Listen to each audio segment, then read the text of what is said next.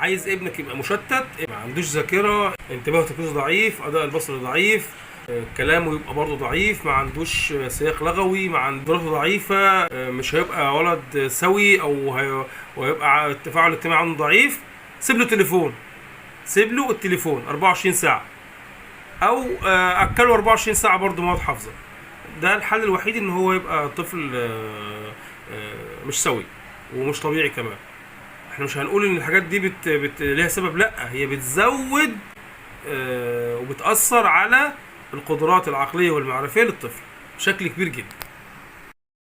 عايز ابنك يبقى مشتت، ما عندوش ذاكرة، انتباهه وتركيزه ضعيف، اداء البصري ضعيف، كلامه يبقى برضه ضعيف، ما عندوش سياق لغوي، مع قدراته ضعيفة، مش هيبقى ولد سوي وهيبقى التفاعل الاجتماعي عنده ضعيف. سيب له تليفون، سيب له التليفون 24 ساعة، او اكله 24 ساعه برضه مواد حافظه. ده الحل الوحيد ان هو يبقى طفل مش سوي ومش طبيعي كمان.